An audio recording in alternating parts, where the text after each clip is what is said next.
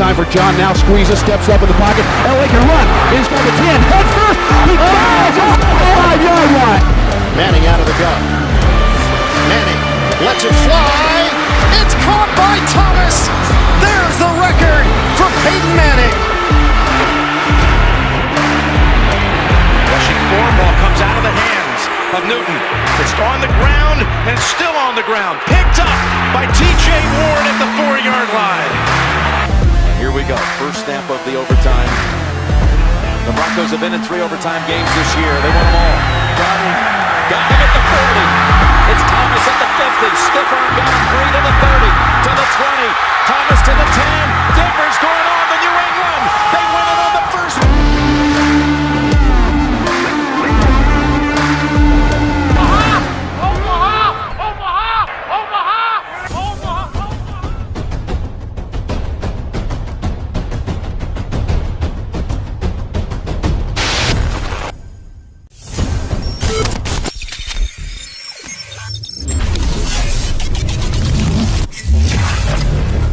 Nothing wrong with Orange and Blue Podcast.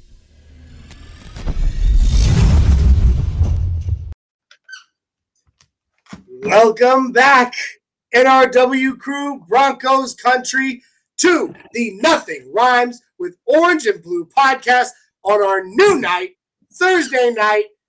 It is so good to see all of you. Isaiah, what's up, buddy? What's up, buddy? Welcome, everybody. Thank you all for joining in on Thursday. I know it was not a last-minute thing, but I know it's a change, so we appreciate everybody being here, part of the change. A lot of stuff going on. Yeah, a lot of stuff going on. Hey, you know what? I feel like it's been a few weeks actually since we've been on together. So Has it? If you really think about it, kind of, yeah. I mean, we didn't do any shows last week together, and now here we are. So, everybody, welcome to the Nothing Rhymes with Orange and Blue podcast on the MHRT Network. I am your host, Johnny Baki. With me, my best friend in the world, Isaiah Henderson. How y'all doing? Welcome to the show. What's up, bud? How was your week? That's good. It's good. It's coming to an end. Supposed to get some major snow here on Sunday. I don't know if you heard about that, Johnny. Clarksville's supposed to get anywhere but up to 15 inches. I know. I have to work on Saturday, and we're supposed to get 10 to 12 down in Lebanon. So it's going to be a little bit crazy. When it snowed here last week, my tire blew out, so I have to get a new tire tomorrow before that happens. Because I'm definitely not going to drive on a donut, so I got to get a new tire tomorrow. Right. So then that way, definitely prepared for what's going to happen. But other than that, pretty good week. New hiring coach has started. Coach is gone, tell me about yours. I had a great week. I'm going to tell you right now, I had a great week. Real quick, we already got Dave Glassman. Dave Full Glassman, the season's over. You better be getting back to being Full Glassman now. Well, Dave tweeted me when I came out and said, hey, everybody, the podcast is moving to Thursday. Dave came in, made sure he's like, you guys know I'm there. So glad to see you in the comments, Dave. As always, we got Mobad in the house. As always, what's up, Mobad? EJ in the house. EJ, he says NRW crew in the house. You already know what the deal is. The man, the legend who named it, the NRW crew. We got Mal High Prophet. Where's he at? There he is. Good evening, Broncos country, he says. Good evening to you, Mal High Prophet. Love it. Love it. Whiz Kid comes in. What's up, Whiz Kid? Glad to see you in the comments. Real quick, I'm gonna strike us right there real quick. I must give the utmost props to the Whiz Kid, Landon Clark, for beating me in the championship round of MHRT Fantasy Football this week. Congratulations, Whiz Kid, Landon Clark. You are officially the MHRT Fantasy Football Champion. Where's the soundboard, Johnny? Oh, you're right. You know what? Where's the soundboard? Hold on. I got this. Congratulations, hey, Landon. Congratulations. Hey, well done, your dad get you a championship belt? Let us know if he did. Richie asked us that. Biased. I don't think he's asking me. I think he's asking you, Johnny. Is that a new chair? No, I've actually had it for a little while. He's got a new camera. That's why you can see it. A new camera and a new angle, so now you're able to see it. So, anyway, man, this is fun so far. So Richie says, "Oh, he's up in Canada." He said he had 26 inches a few days ago. I don't even know what I wouldn't even know. I love snow. Oh, it's crazy. I miss the days growing up in Colorado when you would get that much snow. It was crazy. So anyway, yeah. Speaking of being in Colorado, like I said, I had an amazing week this last week. You know, went to Colorado. I flew into Denver. Amazing. You know, we were blessed because all the flights were getting canceled because of the weather across the country. We still managed to make it. It was awesome. And then, you know, I got there. I got to hang out with our boy, good friend of the show, Mario Lindsay. The guy he's a miracle worker. I got to give him his props. He's a miracle worker when it comes to his chiropractic stuff, man. He popped my back like I swear it had to be 1,000 different pops, and I haven't felt this good in like 8 years. Did you get to see family, Johnny? Awesome. Yeah, I got to see my family too. Yeah, I got to see my family too. It was great. Is this one of your family? That's my mama. My mama. Hi guys. Hey mama, it was good talking to you. Hey mom, long time no see. But you know, hung out with Mario. He hooked me up with this awesome shirt. Don't be a filthy casual, as made famous on the Locked On Broncos podcast by our good friend of the show, Cody Rourke. And he Don't be a filthy casual. Don't be a filthy casual. He also hooked me up with my Run the Damn Ball hat that I've been waiting for like 2 months. So I'm happily wearing that as well. So thank you, Mario, for all that. It was a blast. I'm not going to name drop or anything, but I got to meet some pretty important people. And, you know, I had a lot of fun. My wife and I, we went to the game. We lost. It is what it is. Good game, though. Good game. It was a good game. And we still had an absolute blast. I mean, we had a blast. I could barely speak afterwards. Went out to the DNVR bar after the game, met up with our now official member of MHRT, Bree, met up with her friends, Tori and D-Line, and then I also got to hang out a little bit with another good friend of the show, Benjamin Albright, who I'm sure you all know from KOA and the Broncos Insider. It was an absolute fantastic week for me. I enjoyed every second of it. I was sad to have to come back and get back to life. But you know what? I'm excited to be back, being able to be here with all of you. So that's my silver lining is my family's all healthy. We're all back, and I am back, and I'm back to this. So missed you all. We're glad to have you back.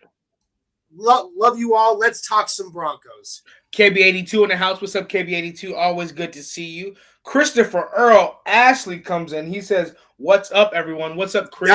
That's a new name, I believe. Do you recognize that name? Yeah. He's here almost every week. So okay. Yeah. He's part of the NRW crew. So what's up, Christopher? All right. Well, hey, Christopher, here's to you, brother. He's Dave Full Glassman says, "I'm back to 100% optimistic. # in Peyton we trust." Welcome to the neighborhood. Right. Gary Neighbors comes in. What's up, Gary? Glad to see you here. He says, Mr. State Farm himself, like a good neighbor. Mr. State Farm himself. KB82 says, "Hey, what's up? We should get a fantasy trophy and put the winner's name on it. The worst players should also get a dirtbag trophy." Well, I'd get the dirtbag trophy because I stopped playing. But I think we're gonna come up with a WWE championship belt. I believe that's what we talked about. So that way we can wear it over our shoulders. Yeah, something like that. Like you throw it over your shoulder. Yeah. Richie says he's aiming to get out to Tennessee and Colorado in 2020 and this year. That'll be good. So me and Johnny are planning on going to the Tennessee Titans Broncos game next year, which is when Dungus is talking about wanting to come out here for that one too. 15 minutes away from me and 45 minutes away from Johnny. So yeah, if you come out, just let us know. Definitely. I got a couch. Johnny's got a couch. You just let us know. Absolutely. So Chris says the same thing. Hopefully he'll come out next year for a game. See if you can come to the Titans game. We'll meet up in Nashville. Nashville's that's where they had the draft. It was a blast. It's if you think about it too, for all of us at MHRT, Nashville's kind of like center of the country or center, like in the middle. Everybody just comes. It's the median. It's the medium for all of us. That's what I'm saying. Like, let's all just meet there. Have our MHRT meet up there. I don't know what you Christopher think there, says. I'm not the only one. He stopped playing fantasy football as well. Yeah, when the team was too inconsistent, I started paying attention to other players and started paying attention to our team. So not an excuse, but I'll definitely be back on it next year. The year before, I was in the Super Bowl and I lost like Johnny. So, but let's get down to football, buddy. All right, so let's talk football. So real quick, let's recap I don't want to talk too much about it, but Broncos versus Chiefs. What'd you see that you liked? Season finale. It's what it is. What it is. Oh, Avatar's in the house. Avatar. He says he hopes to see you in Colorado, Rich. Oh, got it. There it is. I hope to see you in Colorado, Richie. That's what's up. Avatar, it's good to see you, my friend. One thing I did like was I liked the way we moved the ball down the field, got in the red zone, didn't always finish. I like Drew using his legs. I liked when I saw with Netani Muti at left guard on that Drew Lock first touchdown, he had a huge pancake. Oh, I loved it. It was awesome. I think we gave up 1 sack that game. I like the protection that we gave Drew. And there was an end of the year statistic where the Broncos had the number 11 offensive line in the NFL. So I've been harping all year. I think coming up, it can only get better. It can only get better. And that's one of the things we're going to talk about. I think that I think our offensive line got a lot of flack this year because as fans, we're hyper vigilant, hyper crucial and criticizing but in reality, we have the number 11 offensive line in the NFL. We're almost top 10. So that's maybe 1 or 2 sacks away from being top 10. So that's definitely impressive with a rookie guard, Graham Glasgow, going down. We had multiple rotations with Bobby Massey, Cam Fleming. I think Calvin Anderson played for Garrett Bowles at one point in time. Netani Muti had to come in for Dalton Reisner. I think Lloyd Cushenberry might have been out at some point in time. I'm not 100% sure. But even with that being said, we're still a number 11 offensive line. We had 2 running backs that rushed for over 900 yards. So they were doing their jobs. They were. And imagine right now, just if you will, for a moment, imagine if in several of those games throughout the season, our offensive coordinator hadn't abandoned the run and attempted to go crazy with passing, where their end of season. They'd have been much higher, and we definitely had more wins. Thanks, Chris, for correcting me. Quinn Bailey played left tackle. That's right. I just want to think about that for a second. Like, imagine that if Pat Shurmur, may he rest on another team. May he rest on the other team. Pat Shurmur, may he rest on another team. If he had not abandoned the run so often throughout the season, trying to go for those big flashy pass plays that just destroyed us, in those games that we should have won. Imagine where Javonte Williams and Melvin Gordon's numbers would be right now. Yeah, they'd definitely both be over 1,000 yards. Both would have been over 1,000 easily. Richie says, I'm going to get back to you, KB82. He says, we did okay in run blocking, didn't do well in pass pro. You're talking about in the game or in the overall season? I think run blocking, we did okay. It kind of fell off the last few games. Pass protection, like I said, I think a lot of people because we're hyper vigilant as fans, I think we take away too much credit from the offensive line. That's one thing I noticed is that we did a lot better. I mean, number 11 in the NFL is fantastic. Yeah, it's not bad. Top 15, I'll take it. That's way above the middle of the pack. So, that's actually doing well. So, Mike Munchak's doing his thing. KB82 asks us, he says, did you guys watch the college national championship? If so, are there any players you want Denver to draft? I'm a big fan of pairing Georgia running back James Cook with Javonte. I didn't watch the game. I watched highlights. But I'm big. I'm personally big on Jordan Davis, the nose tackle. I like the Alabama left tackle. If the Broncos want to draft him and make him a right tackle, I wouldn't be opposed to that. Dude, here's the thing. I disagree with you only in the fact that I hate taking anybody in a tackle position and trying to put them on the other side. All right. Well, I thought the same thing. But he ended up Izzy Bodyguard on Twitter. We've been talking a lot. He played both. Okay, that's great. But here's the thing. He might have okay. If he played both, that's wonderful. But he's probably stronger at one or the other. That's what I said. I told him he had more success and that being at said, left tackle.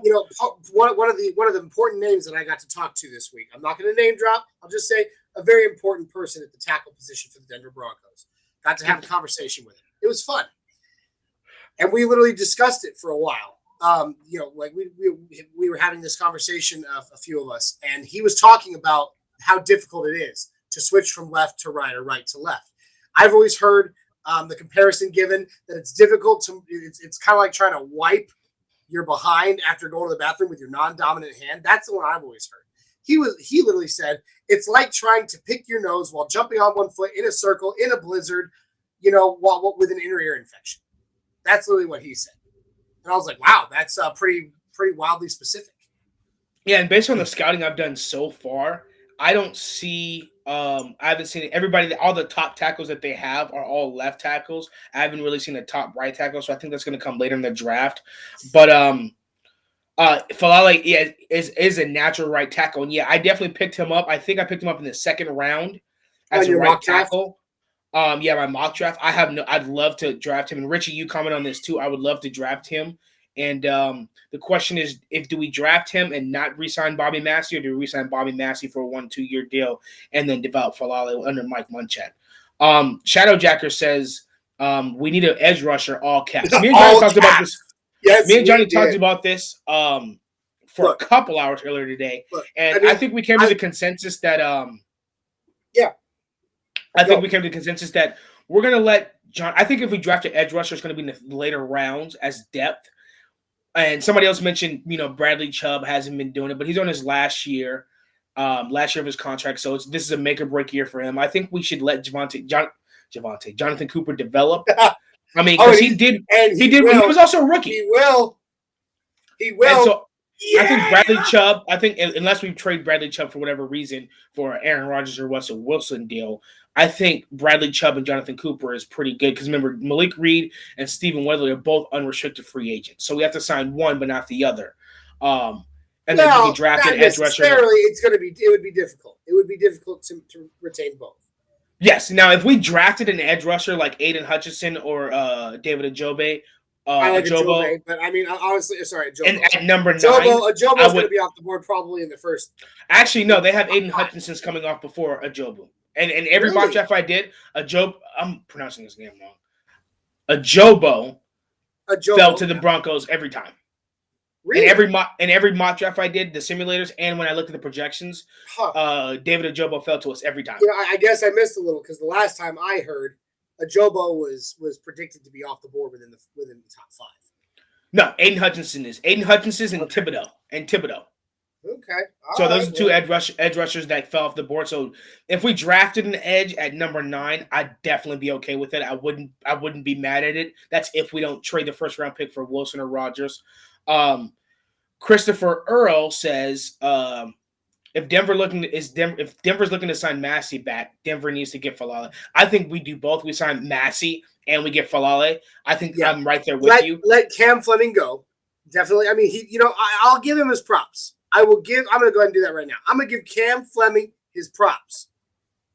That he did a good job in the games he had to step in for Bobby Massey. There was a few moments where he definitely gave up pressures that he definitely should have not given up. But for the most part, stepping in for our starter, he did a pretty good job. Yes, he did. I still say let him walk. Stick with Bobby Massey over Cam Fleming. Cam Fleming went one-on-one with Joey Bosa and did a fantastic job.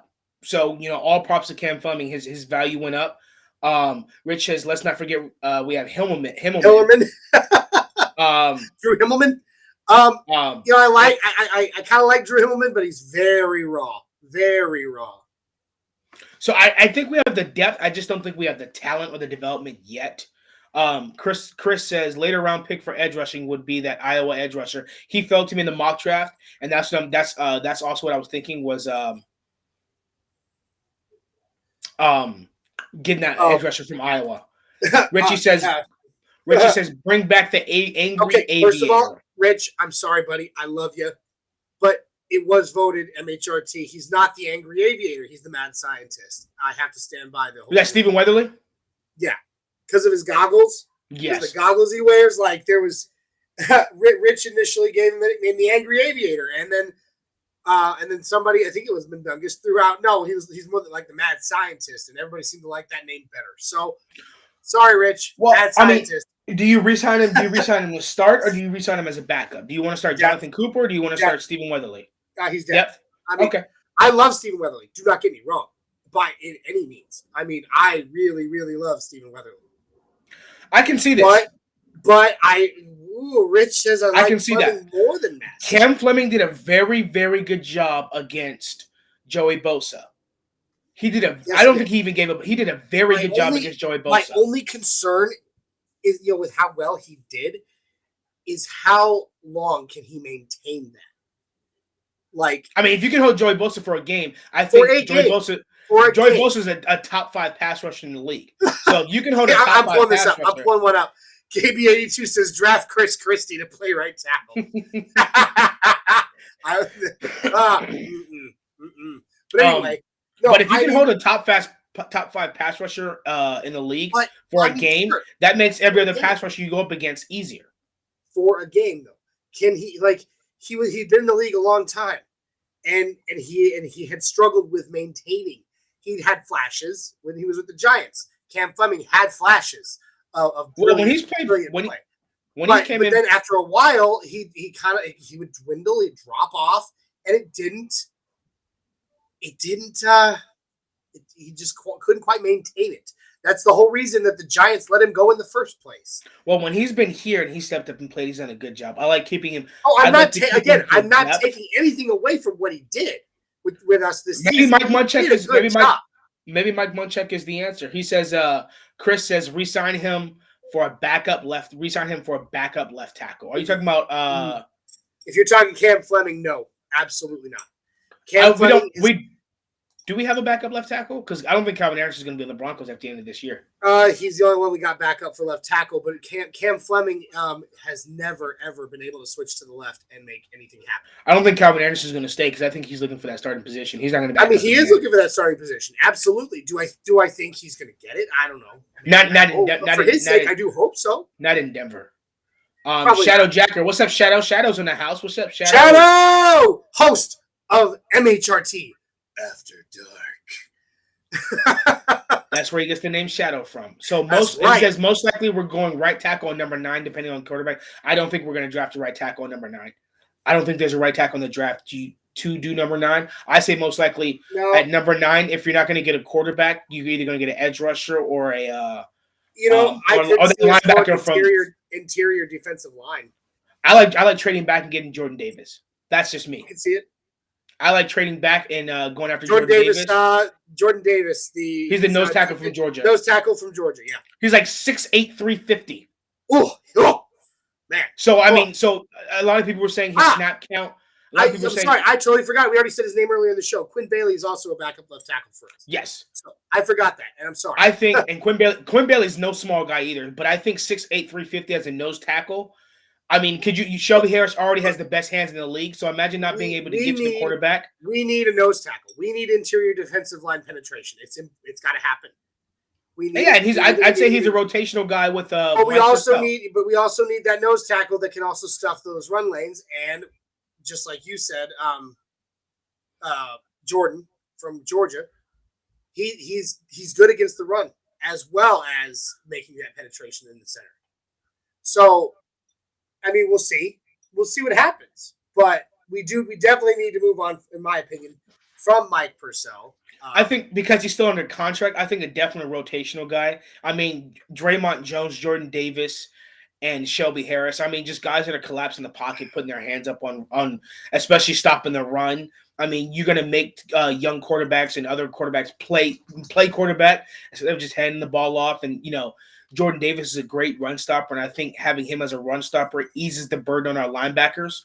But I mean, if you were to put him in there on third down, let's say he only played first and third down, 2 downs. A guy that's 6'8", 350, if he can't get to the quarterback, imagine a 6'8" dude putting his hands up in front of your face. I mean, Shelby Harris is already going to put him on special teams. I got to throw this up there. KB82 says Jordan Davis is no 6'10" Mexican. No, he's not. Shout out to Don. That's a shout out to Adon. For those that haven't heard, Adon and Broncos talk and MHRT have parted ways. And Adon is off on his own now. Broncos talk is his baby, and he took it with him. If you go ahead and go follow him, he's on Anchor. I believe he's still on going live on YouTube. So definitely Tuesdays, right? I believe so. Yeah, you guys can check out Broncos Talk on Tuesday. Yeah, it was on Tuesday. Go ahead and go give Adon a like. If you liked Broncos Talk while it was with MHRT, go ahead and go give him his like and subscribe and follow him. All right, because whether we've parted ways or not, he's still a friend. We still care about him. So we're gonna give him his We're going to give him what he deserves. Shout out to Don. Shadow Jacker comes in. He says, fellas, I have a question for you. Are you looking forward to the right QB or head coach this offseason? Me personally, I'm looking for the right head coach. You can say both. I'm looking for the right head coach because I know that if we don't get Aaron Rodgers or Wilson, let's say, for example, we get Nathaniel Hackett and the quarterback coach is a tandem. Let's say that Nathaniel Hackett gets hired and he brings in the quarterback coach from Green Bay. If you draft a quarterback or if Drew Lock takes over the reins for 2022 for his last contract, the development, the quarterback whispering, the different play calls, the type of plays, even though we may not be Super Bowl contenders, I definitely think with the right coach and the right coaching and the right quarterback coach and offensive coordinator, the right play calling, we can definitely be better than we've been in the past. So I think the right head coach sets the tone. So me personally, like Johnny said, I want both, but I'm looking more forward to who we're hiring as a head coach. You know what? I'm going to cop out. I'm going to take the cop out answer, and I'm going to stick with both because here's how I'm feeling about it. Dave Full-Glassman said it earlier, guys. He said, "In Peyton, we trust," and that's me right now. Mm-hmm. I have all the faith in the world on George Payton. Isaiah and I were talking earlier today, and we're going to get a little bit more here into these coach interviews because they're happening. The first one already happened. But I'm talking about George Payton as the scout. He is a master scout. And what we've seen so far is he is very good at making pretty much anything he wants happen. He figures out how to make it happen. And, as far as finding the right coach goes, I guarantee that George Payton, the master scout that he is, has already knows exactly who he wants. It's not like he's interviewing the others, to be safe, but he knows who he wants. I guarantee he's built a scouting profile on every single one of these coaches, just like he does when he is scouting players. And as far as these interviews go, there's the Broncos are up to 10 right now. Yeah, 10 candidates. So, we just interviewed one today. A lot of people are like, wow, 10, that's a lot. Well, you know what? I like that. I was saying that to Isaiah. I like what George Payton's doing with that. Because I like to think of it like hunting, right?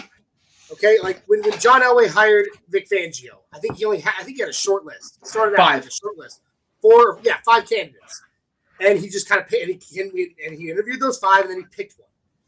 I think that George Payton's trying to do a little bit of a different thing with it. And what he's doing, think about going bird hunting, right? You're bird hunting with a rifle, single shot. Your chances of knocking down a bird out of the air, you have to be a crack shot to get with that one thing. But if you go out there with a shotgun, spread shot, and whoever's watching who likes PETA, I don't care. As a supporter of PETA, don't care. You go out there bird hunting with a shotgun where you're spreading your shot out. 10 shots is better. 10 shots is better than 1.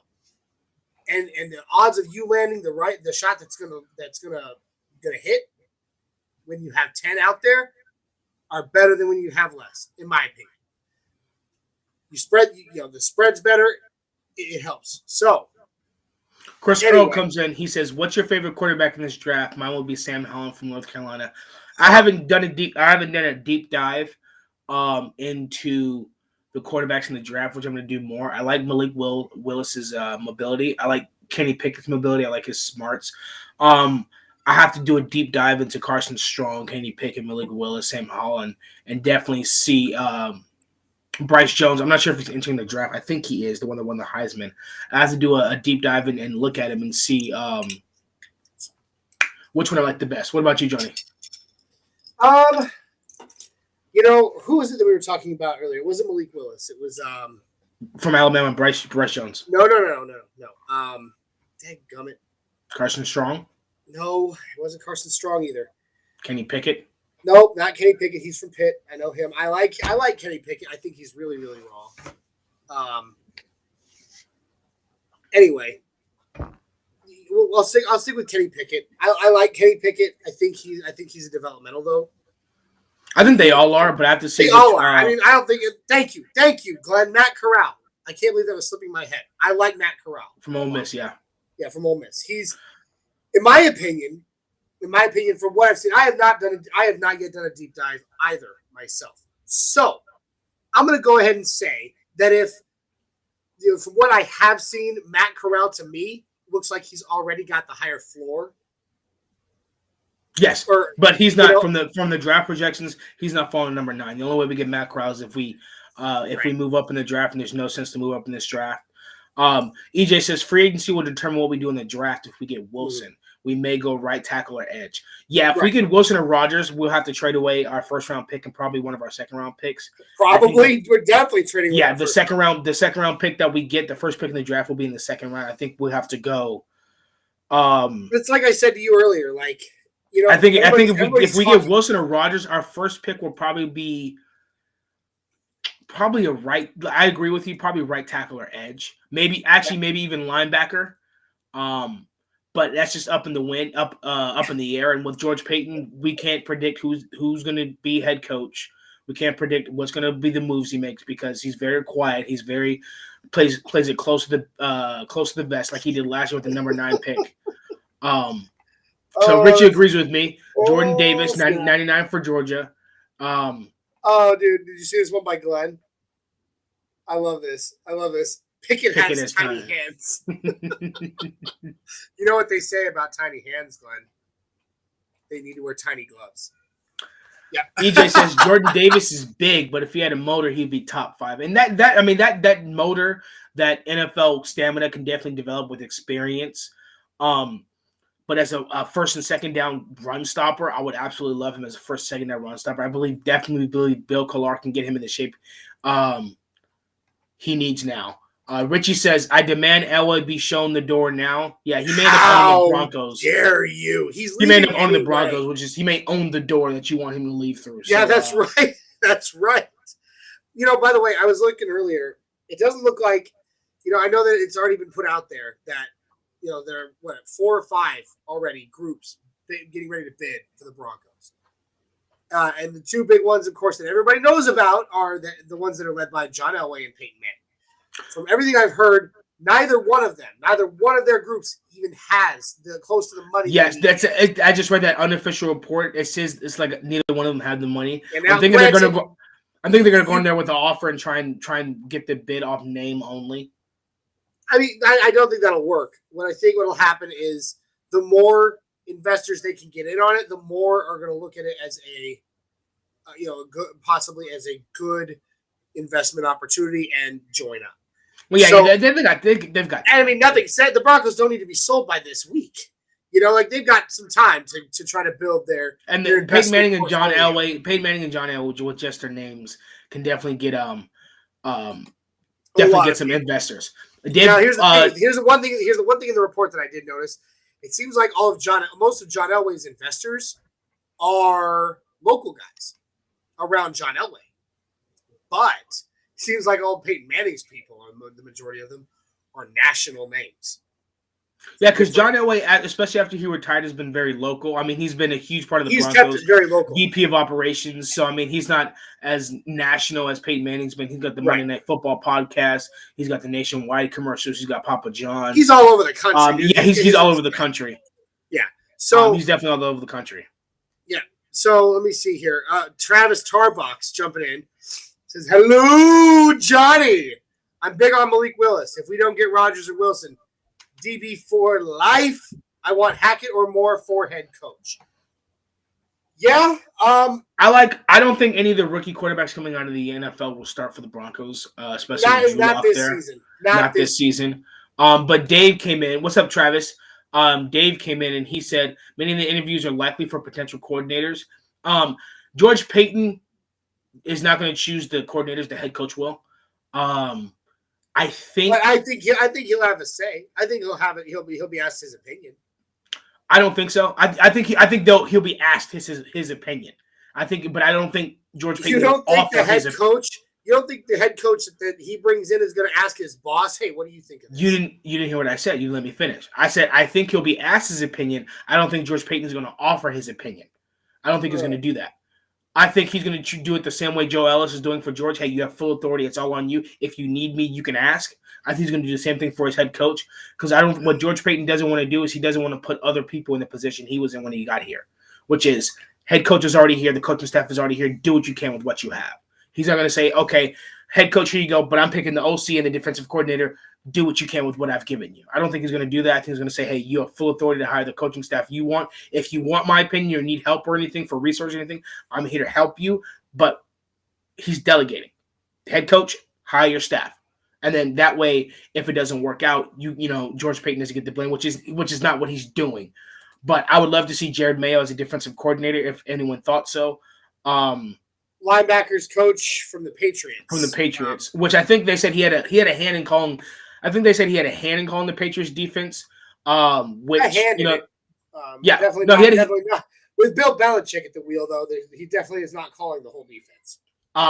But he's definitely not calling the whole defense. But the Patriots had a top defense in the NFL. So that's definitely that. Thank you, Chris. Bryce Jones is not in the draft. He's only a freshman, not eligible for the draft yet, so he'll definitely be a number one pick coming out. I appreciate you guys letting me know that. Matt Corral seems like the best NFL-ready quarterback coming out of the draft. I think so. But he's also injured. But his injury, I mean, we don't even know. Glenn said it up here somewhere. I don't remember where it was. He said we don't know the extent of it. Yeah, we don't know the extent. We haven't heard a thing. They've been radio silent about it, and it's kind of. I mean, it's all at this point. Everything is speculative. Everything is speculative at this point. So who knows? Who knows what it could be? KB82. I haven't seen the reports on this. I have to look at that. Bill Collar might retire. Would you mind? Hey, KB82. Would you mind citing us the source you got that from? I'd love to read it. I'd be interested to see who to replace him as the D-line coach. We looked today. It's going for $3.75 billion. So you have to assume that the offers they put in would have to be upwards of 3.75. Initially, I had put my estimate off the top of my head at 3.6, and Isaiah looked it up. He's like, "Not bad." You said 3.6. It's 3.75, and I was like, the top bidder wins, but he has to have. So there's more than one than just top bidder. The top bidder has to win. The trust on the board with Joe Ellis has to choose him, and 75% of the NFL's owners. Team owners have to vote for them, so they have to do a background check. Yeah. So it's not even a background check; it's just more like they do a background check first, and they do a vote. So if 75% of the league owners do not vote for the owner, then he doesn't come in. So if they get all the way through and all the way down to that's a league rule. That's not a Boland Trust rule. That's a league rule, and the same rule applies in many different professional sports. I don't know if anybody remembers a few years ago when the LA Clippers in the NBA went up for sale. Same kind of thing. The first bidder that came forward that won the first bid. I think 80% or 82% of the NBA owners didn't like it, and they're like, nope. And he did not win the bid. He did not. So Glenn says it is expected that one bowling kid will keep their 11.5%, so less than 90% will be sold if that happens, which will lower purchase price amount needed. So I mean, if it's going for 3.7, imagine though, real quick, what 11.5% of $3.75 billion is? That's about so 10% of 3.75 billion is what 30. I think it was what 37.5 million, which is 10% of 3.75 billion. So I mean, they'll just get what 3.9 billion. 3.9 million. So that's a pretty good walk away. I like what KB82 says here. Bryce Young. By the way, earlier you said like I kept messing up his name, and I see Dave Bryce Jones. I think you kept thinking about I kept saying Bryce Jones. About Mac, I think you were mixing Mac Jones and Bryce Young, the Alabama quarterbacks. Yeah, thank you. Roll Tide, Isaiah. Anyway, good job. Well done. All right, so. I'm going to go up here. Oh, you got that. So I'm going to go up here to this one. EJ says, I just hope we can get a head coach that can lead and manage the team and not only care about one phase and can develop a QB and calls creative plays. Yeah, I mean, Dan Quinn pops up in my head for that. That's why in my mind, we're going to talk more about this because we're going to start talking about the coaching interviews now. That's why Dan Quinn is kind of one of the front runners to me. Yeah, because he cares about the offense. Russell Wilson said he liked it, so which means he understands it. Yeah, so it means Russell Wilson was the quarterback was aware of who the defensive coordinator was and had a good enough relationship to the point where he said he can like him. So that means he's involved with both sides of the ball. And people say, his defense tends to give up leads like the Super Bowl. But I mean, he head coached a team that went to the Super Bowl, and he was the head coach, and Matt Ryan was the quarterback. He was the defensive coordinator of the Legion of, for the Seattle Seahawks when the Legion of Boom made the Broncos look like fools in 48, which Super Bowl 48, which I mean, I hate talking about it. So I mean, me personally, my guy, the guy that I absolutely love and I absolutely want is Brian Callahan, the offensive coordinator for the Bengals. And I talked to Johnny about this, and the reason being is he's got Jamar Chase, T. Higgins, and what was the other guy you named? Boyd. Tyler Boyd, and he has Joe Mixon at running back. So I mean, that combination of weapons is basically identical to who the Broncos have. And so he made although with the Broncos, you can add one more, at least for right now. You can have Jerry Jeudy, KJ Hamler, and the tight ends. You can have one speedster wide receiver that isn't on that that initial list right there. So I mean, he didn't have all the weapons that Denver has, but he made Jamar Chase a Pro Bowler. I believe T. Higgins might be a Pro Bowler. I like Brian Callahan. And Joe Mixon is a Pro Bowler. He runs a 2 tight end, 2 wide receiver set, which would be very, very conducive considering that we have the wide receiver weapons we have, and we have 2 tight ends that run a 4.5 40. I mean, 2 tight end, 2 wide receiver set under Brian Callahan would actually benefit any quarterback as long as we have a quarterback that can pull it off. Which I don't think we're going to walk away from the season without one. I mean, Joe Burrow had 500-something yards in one game and 400-something yards in another with the weapons they have. With his system of a 2 tight end, 2 wide receiver, scheme, I think it'd be pretty cool to see. And let's not forget, Brian Callahan got his start in Denver. And in addition to the receivers he has, and Jamar Chase being a Pro Bowler, T. Higgins getting on the map, Boyd getting on the map, he also had an over 1,000-yard rushing Pro Bowl running back.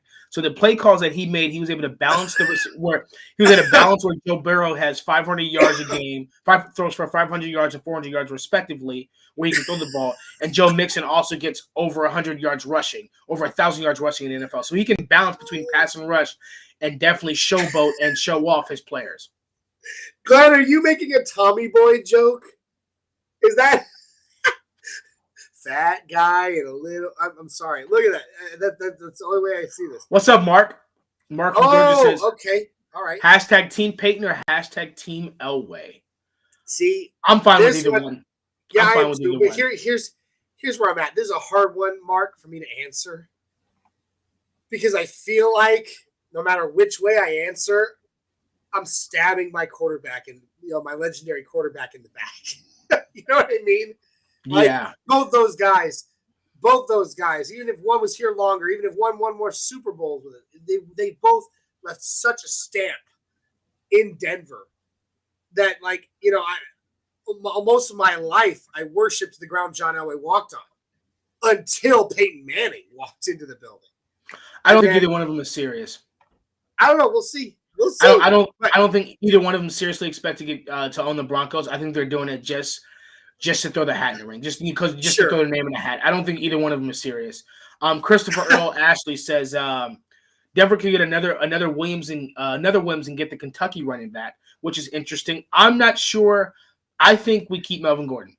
The reason why I think we keep Melvin Gordon is because Melvin Gordon had a fantastic season, minus those, the fumbles he had. He had one more than Javonte Williams. They were just big moment fumbles. Yeah. But I think like Drew Lock behind Teddy Bridgewater, I think Javonte Williams, one thing he needs to learn from Melvin Gordon is he does not have the vision that Melvin Gordon has. No, he does not. Not yet. Not yet. And that's why I said I truly believe this next offseason with some more, molding and some more shaping, he's going to be.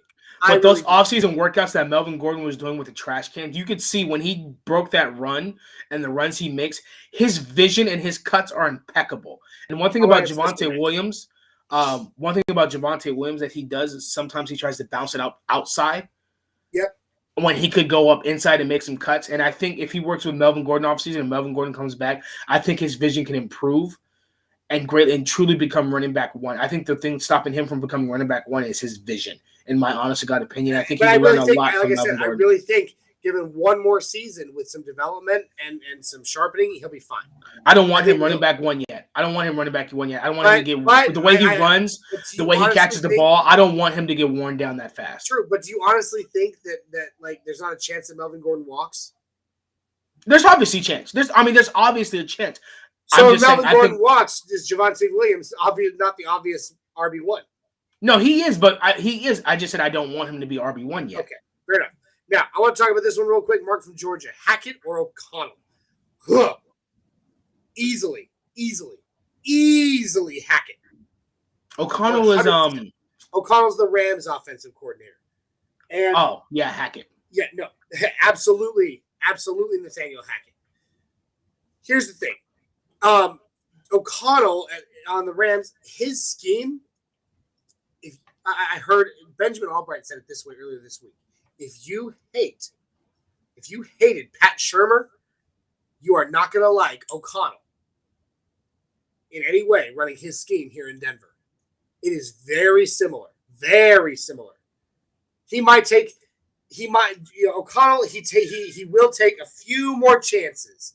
He'll take a few more chances here and there, but for the most part, his scheme is going to be very, very similar to that of Pat Shurmur. We've just gotten that out the door. We've literally just swept that out the door with dust under the rug. It's done. Okay? Let's not go bringing somebody else in who's going to call the same exact scheme or even one so similar that it's ridiculous.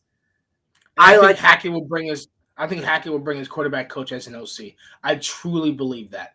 He'll try. I don't know if he will. He'll try, but the point is, Nathaniel Hackett's young, he's smart, he's creative, and he's from everything I've heard, all of his players love him. Love him. They get behind him like crazy. Thank God I won't have to see Judy running a fake jet sweep called by Shurmur next year.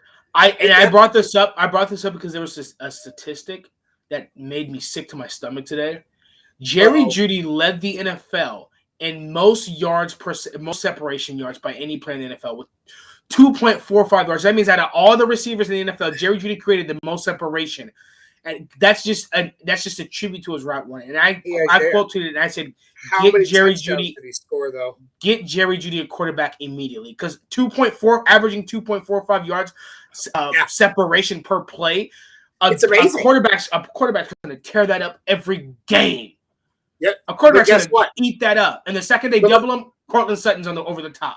Let me ask you though, how many touchdowns were thrown to Jerry Jeudy this season? That's why I said give him a quarterback. Absolutely zero. That's why I said get him a quarterback. Glenn, what's up, Glenn? Mile High Fiber. He says Gordon could walk, but he keeps making it clear he wants to stand never. And George Payton's in the business of keeping the guys that are good.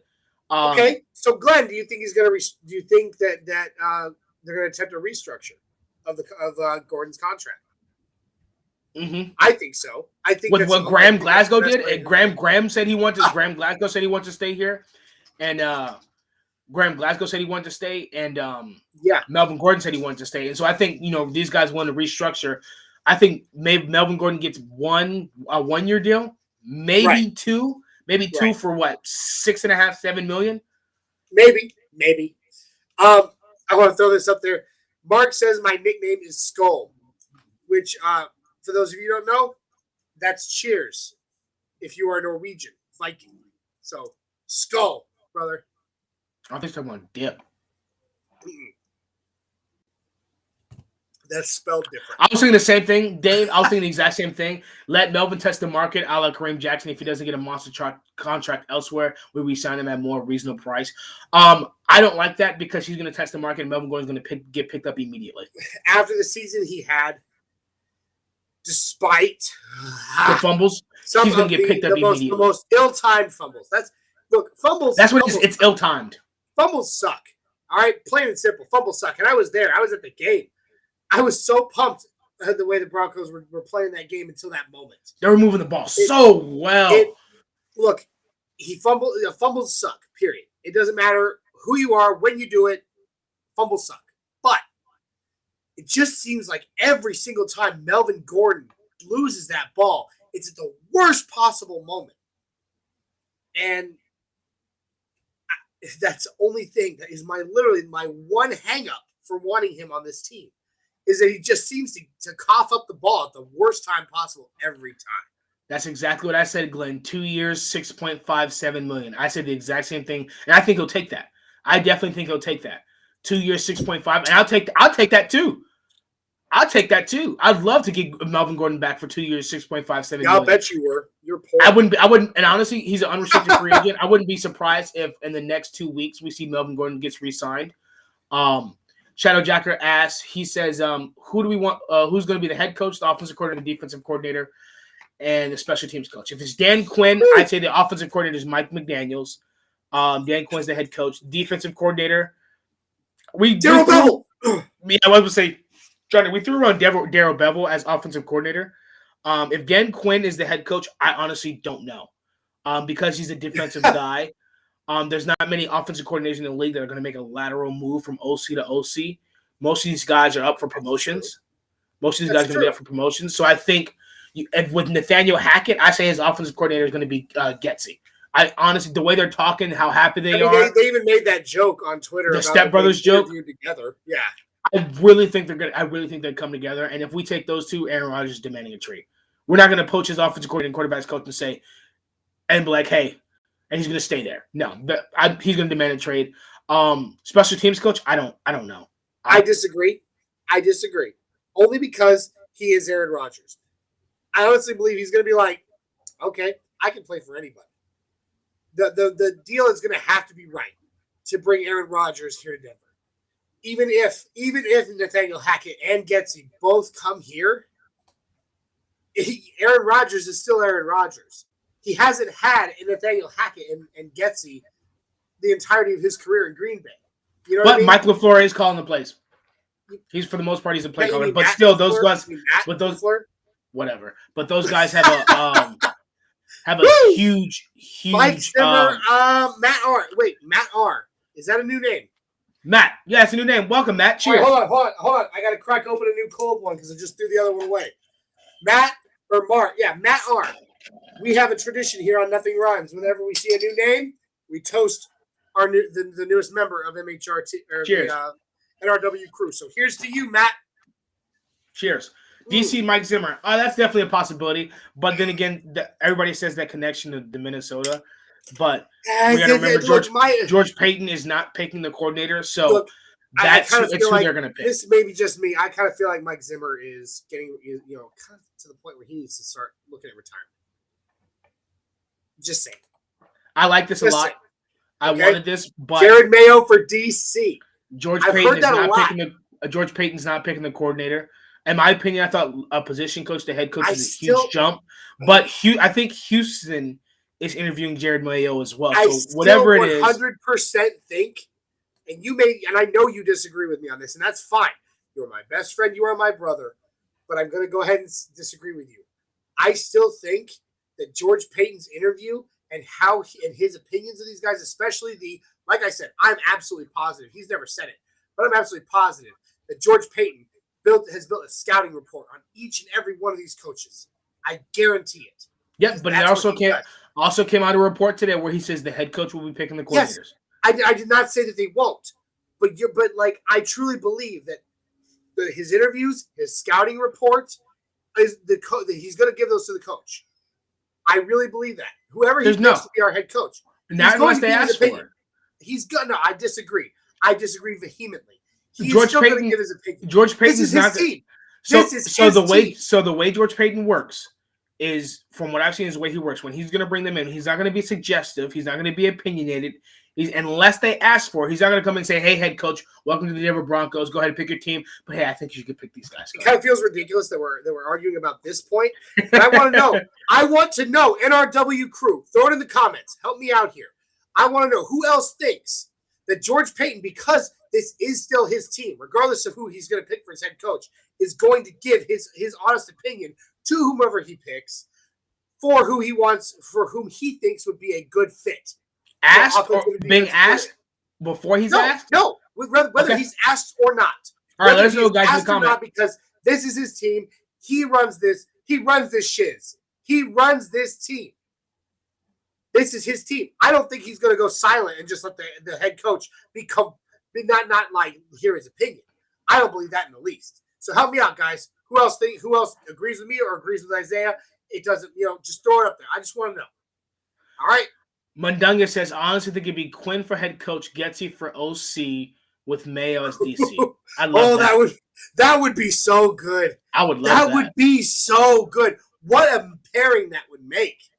Gerard Mayo, right. Not Jared. Thank you. Whatever. You know why it's spelled Jared? He went to Jared. I mean, it looks the same. I agree, Matt. We agree. He says Peyton has a say in at least in every staff member. I mean, I do agree with that. I just think when it comes to the coordinators, the same way Joe Ellis said, Peyton, this is your team. If you need me, I'm here. I think he's going to do the same approach with his head coach, because he's not going to hire a head coach who he doesn't trust their judgment. He's not going to say, okay, welcome, coach, thank you. Every time he picks, I'm going to go, here's a foul. Look at this foul. I think the only way, I just put that up there, Johnny. I'm still pointing it out because he's backing me up. Yeah, and right? I said that, but I'm saying I don't think he's going to bring in a head coach and then start slipping fouls underneath the door with sticky notes on the top of it. I think he's going to. I definitely think the head coach is going to ask Peyton on his opinion, but I think that head coach is going to have a lot of autonomy into picking his coordinators. But here's the point that I'm going to make. I think even if the head coach was really, like, I agree with you. I think the head coach will ask him, so who do you think? I think the head coach will ask, but my point is, even if the head coach didn't ask, because of his position as the general manager of this team, I don't think he's just going to sit there silently and watch as the head coach does this, that, and the other without even talking to him about it, because it's still his team. If he doesn't ask George Payton, he's going to be like, he might be like, okay, you want to bring in this guy? Fine. But I'm just letting you know, I don't think it's a good idea. I think he'll give that opinion. I think he's going to do that. That's fine. I mean, the odds are this is all happening behind the walls of Death Valley. Odds are we'll never freaking know. We'll never know. We'll never know. Mundungus agree. He says Peyton is compiling info on all potential coordinators. I don't doubt that he's not. I don't think that he's not, because that's not who Peyton is. Peyton does scouting on all of it. I think he'll just have less say in the coordinators than we think he will. But Matt agrees with you. He says, I agree with Baki. Wow. Do you know Matt R? Not that I know of right off the top of my head. Okay, your name. That's why I'm tripping. It's right below. He says, I didn't see it because the comment. He said, I agree with Baki, but it's more nuanced than that. Like, if the head coach is defensive, he's going to pick the defensive staff for sure, and vice versa. Yes. Yeah, probably. I mean, here, Mark and our buddy Mark Langley. It's Peyton's team. I said Peyton's basically the owner at this point. Peyton for head coach, Matt R says. Mundungus says Peyton won't be picking the coordinators, but Peyton is interviewing potential coordinators to get info on them. That's what I'm thinking. So me and Johnny are both right.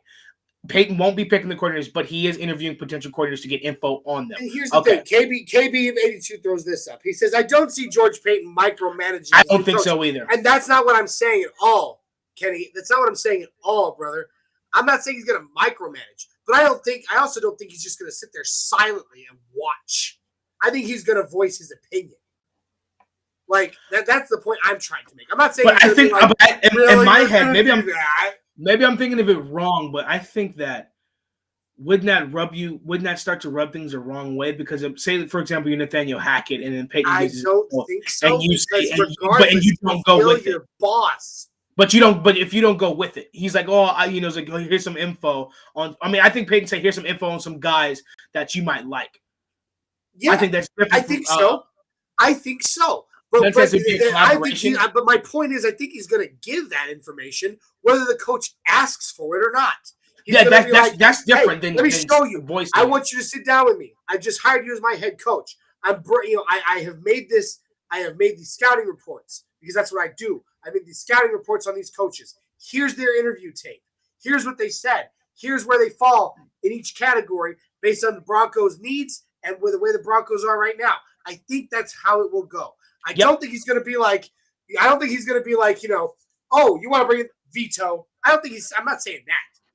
He'll definitely do that. He's not just going to sit by and watch while the coach brings in whomever he wants without at least going and being like, so please explain to me, because I am your boss, why you want to bring this guy in and why you think that's the best fit for this team. Because, I run this team. Yeah, it'd definitely be mutual. There's another comment up here that I want to get. That brought up a good point. Glenn says, Matt R, were you must have been military, just like my Isaiah and myself, because I like what you said there. Real quick. Peyton is the commanding officer. Have to get his signature on everything. Bam! Glenn said, where'd that comment go? You just hold on. Glenn said, who's Vito? Who's Vito? Glenn said, go ahead, Glenn. Don't worry about it. Glenn basically said that here it is. He says the only coach Vic brought was Ed Donatel. The staff was there. And that brings up the next point. Will Ed Donatel be there? No. I think if Dan Quinn gets hired, Ed Donatel does not. No, but I wouldn't be surprised if George Payton was like, Ed Donatel's definitely a candidate for defensive coordinator. If Dan Quinn and Ed Donatel would not work together because their schemes are so different. That's what I said. If Dan Quinn comes in, I'm agreeing with you. Ed Donatel is a disciple of Vic Fangio, and Dan Quinn runs a completely different defensive scheme. They would not work well together at all. I definitely would love. Glenn says Donatel is gone. I think all the other position coaches will stay. I would love. Ed will go with Vic. I don't think so. I mean, most likely. No. But I think for 11 years, Ed Donatel should be tired of following Vic Fangio around. No, he wouldn't, or else he wouldn't keep doing it. I mean, at this point in time, he's got to think if he's offered the defensive coordinator position, he'll take it. I mean, you would think, but I still believe I still don't see the odds of him staying in Denver as anything great. I mean, he's still there, but I mean, if he's offered the defensive coordinator position, you don't think he'll stay in Denver? If he's offered, yeah. Sure, probably because he knows the players and the players know him. But beyond that, I still don't foresee him staying. I still don't believe he's going to be made that offer. This is a good point, K-82. I didn't think of this, or I did, or I must have brushed past. I'm sure Peyton and the coaching candidates will discuss the coordinators during the coaching interview. Oh, I'm sure that makes more sense of who would you bring in and all that stuff, and who would you like to bring in. I'm pretty sure they have it because who was it? I think when Duncan said these guys usually have a team that comes with them. Like, for example, when the new administration takes over in the White House or whatever, they automatically have a team of people they already want to bring in. And so they just bring him with you. Always. And so I'm pretty sure Peyton and the coaches are like, okay, if you had to hire an offensive coordinator, who would you hire? What kind of scheme do you like? What kind of offense do you like to run? What kind of defense and whatever the case may be? What do you know about defense and stuff like that? Well, I mean, you also got to consider, I do want to, before we get out of here, discuss the coaching candidates that are getting interviewed over the next 3 days. Hold up. Who's following Johnny? You everywhere. You follow me everywhere, like a lost little puppy. Oh yeah, hilarious, Glenn, hilarious. Hey, I'm not complaining. I love it. First off, Johnny follows me. Mandanga says disagree. He says disagree. Quinn and Fangio's defense isn't the same, but there are similarities. Quinn would also adjust the scheme to fit his players. I mentioned that, and somebody disagreed with me. I definitely mentioned that Quinn would try and adjust. But I like Fangio's scheme. But if Dan Quinn went there, he's a defensive-minded guy. So I don't think he's I would love if he adjusted to Fangio's scheme or did a hybrid or whatever the case may be. I do too. I would too. Now, let me say this. Because I want to get to these coaching candidates quick so we can start to roll out of here. But that's why I like Fangio's scheme better than Quinn's. What's going to come down to when it comes to this head coaching search, Vic Fangio's got to make sure, 100%. Who? Not Vic Fangio. I'm sorry, George Payton has got to make absolutely sure that he maintains what the defense is. That whoever the head coach is going to be, he's going to make sure that person comes in with a plan. I'm talking like a 5-year plan for how they're going to maintain the defense while elevating the offense, elevating special teams, finding answers for all the issues the Broncos have had besides defense. With this comment, I agree with KB82, which is why I'm all for Ed Donatel or Gerard Mayo as defensive coordinator. Because with Dan Quinn, the Cowboys give up a lot of points, but they have an offense that can put up points too.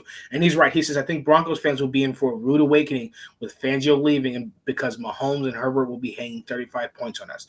That is why I'm 100% on the Ed Donatel for defensive coordinator train, because without Fangio's scheme, this is a good possibility of putting up points on us like this. With Ed Donatel knows Fangio's scheme just as good as Vic Fangio. They've been together for 11 years. So if you like Fangio's defense, I'm screaming from the mountaintops for Ed. I'd love Nathaniel Hackett as head coach, Getsy as offensive coordinator, and Ed Donatel as defensive coordinator. I would love that to keep that scheme. Although Gerard Mayo. But if you kept Ed Donatel, the defense already knows that scheme. They already know the plays. They already know how to work. Absolutely. Ed Donatel already knows the players. The players already know him. I would absolutely love for Ed Donatel to stay defensive coordinator because that's a huge possibility, and that terrifies me. Terrifies me. Now, let's talk real quick about the coach that George Payton – I almost said Vic Fangio again. I don't know why. Let's talk about the coach that was interviewed today by George Payton. Aaron Glenn, the defensive coordinator of the Detroit Lions. Let's talk on him a little bit. What are some pros you've seen from what you've seen about it?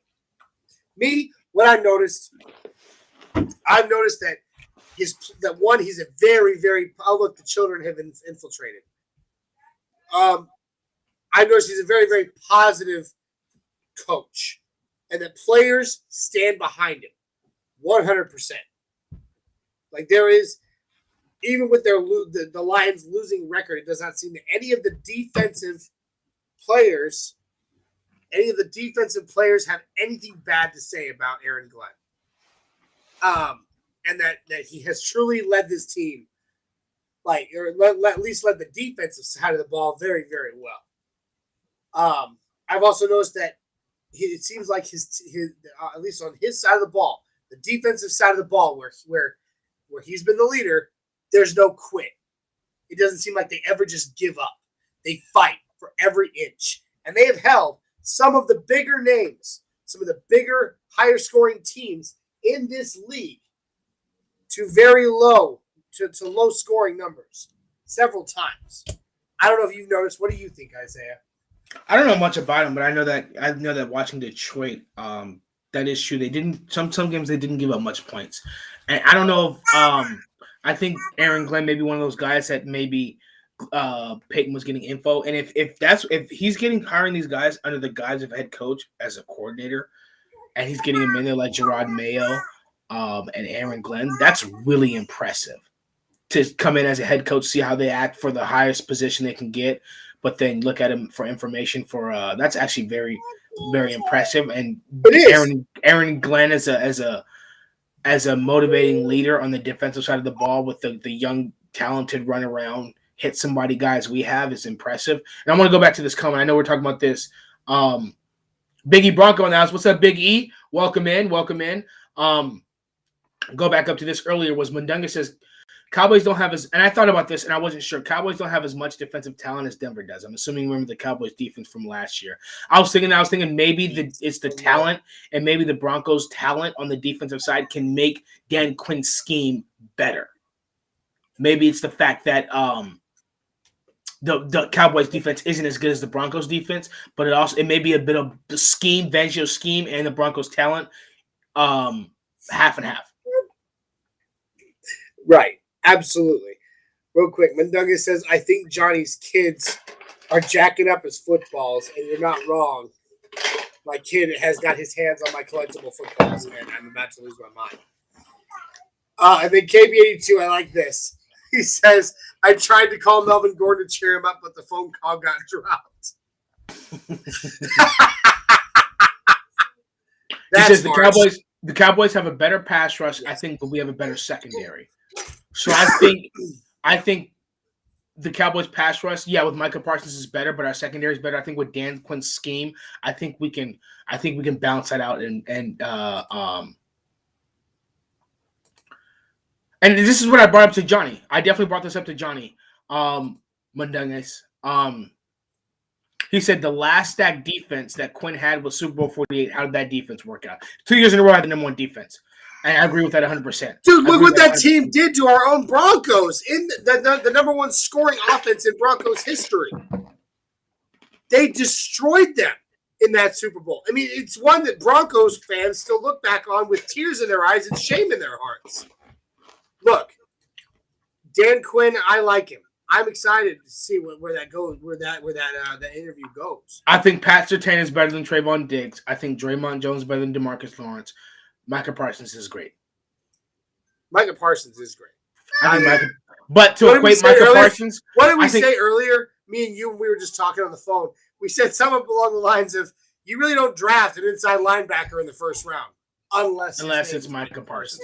Micah Parsons, I'd say Baron Browning and Kenny Young can equate Micah Parsons. You throw in Bradley Chubb, Shelby Harris, all those guys. Michael Ojemudia, who had a fantastic game the last game.